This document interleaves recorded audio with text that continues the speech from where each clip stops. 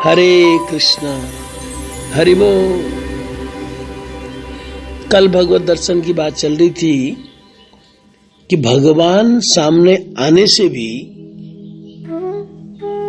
हर एक भगवान को पहचान नहीं सकता है, क्योंकि भगवान सच्चिदानंदमय होते हैं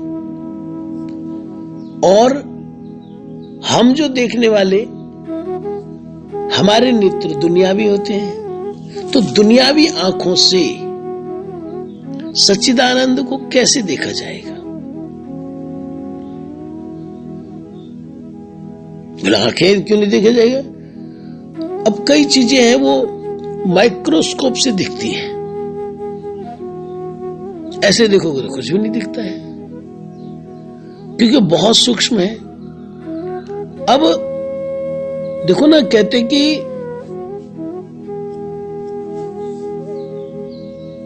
आत्मा इतनी सूक्ष्म है, इतनी सूक्ष्म है कि सिर के बाल का कहते बिल्कुल अगला हिस्सा लो और उसके 100 हिस्से करो, फिर उसमें से एक हिस्सा लो, फिर उसके 100 हिस्से करो।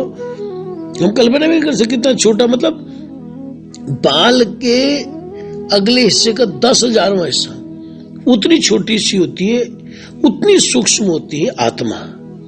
और भगवान कृष्ण गीता जी में कहते हैं कि हृदय से अर्जुन तिष्ठति, मैं उस आत्मा के अंदर रहता हूं।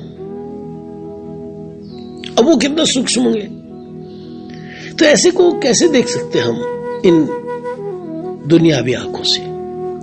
फिर दूसरा, वो भगवान अगर बड़ा स्वरूप भी बनाए तो वो तो सच्चिदानंदमय है, दिव्य है। दिव्य स्वरूप कैसे भगवान से दिखा? तो उसका सूत्र है, भगवान को दर्शन करने का सूत्र क्या है?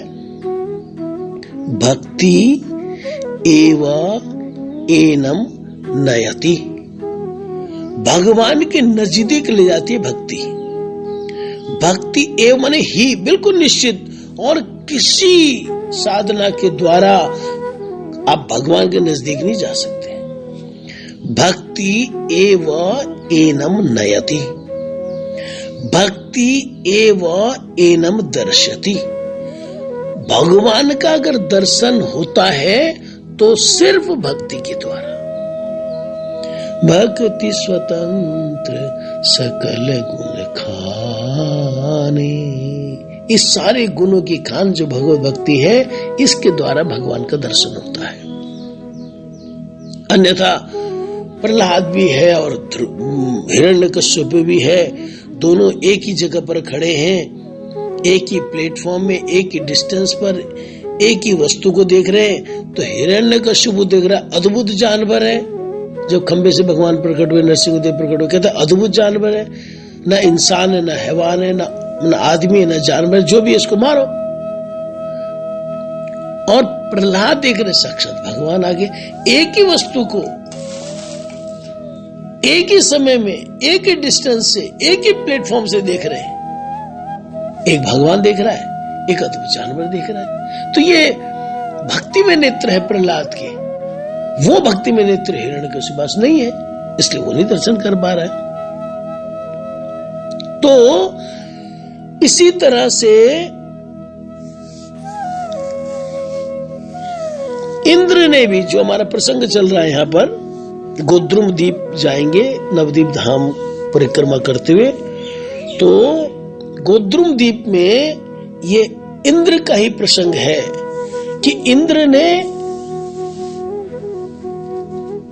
मन में ये सोचा कि ये नंद ग्वाले का लड़का मेरी पूजा बंद करा, इसको मजा चखाता हूं, मैं सारे ब्रज को डुबा दूंगा, इसके कहने पे सारे ब्रजवासी मेरी पूजा बंद कर रहे हैं ना। हफ्ता हो गया बारिश करते हुए, और उन्होंने सोचा अब तक तो सब डूब कर बह भी गया होगा। हफ्ते बाद देखा कुछ भी नहीं हुआ, तो उसके माथा ठनका ब्रह्मा जी को पूछा ये क्या हो गया? ब्रह्मा जी ने कहा भाई ये गलती कर ली, वो जो नंद महाराज जी का पुत्र है वो कोई साधारण बालक नहीं है, वो परब्रह्म है। और अपनी सारी बात बताई, कैसे उनकी अनुभूति हुई।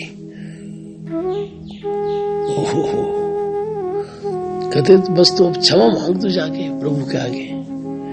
कहते आप भी चलो, कहते नहीं मैं नहीं जाऊंगा, मैं पहले गलती कर चुका, मैं सॉरी फील पहले कर चुका हूं। हाँ मैं तरीका बता देता हूं। भगवान कृष्ण को गाय से बहुत प्यार है, तो तुम्हारे स्वर्ग में जो सुरभि गाय है ना उसको लेके चले जाओ, सुरभि गाय को लेके जाना। तो गाय को देख के मतलब गुस्सा नहीं होंगे भगवान, तुम्हारे क्रोध नहीं करेंगे, तुमको अभिशाप नहीं देते कुछ भी। तो भगवान ने इंद्र को जब माफ कर दिया, उसके बाद इंद्र ने एक बात बोली, प्रभु जी आपकी सेवा करना चाहता हूं। निजी अपराध मार्जन तरे, पड़िल कृष्ण चरण धरे, दयार समुद्र नंद तनय, खमिल इंद्रेर दिल अभय।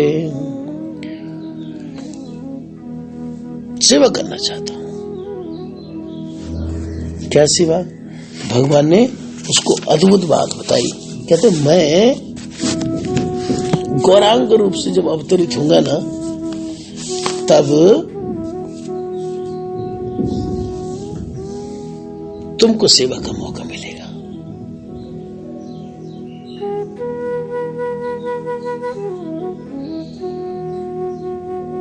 अल्प दिन यासे प्रकट काल, नदिया नगरे देखी बेभाल, से लीला समय से भी बेमोरे, माया जाल आरना धरे तोरे। उस लीला में तुझको सेवा का मौका मिलेगा, और तब तुमको ये मेरी जो माया है वो माया, मेरी माया व्यापेगी नहीं।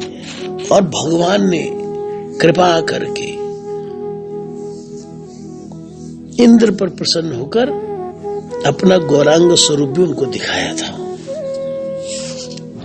गौरांग स्वरूप देखकर तो निहाल हो गए हमारे इंद्र जी महाराज।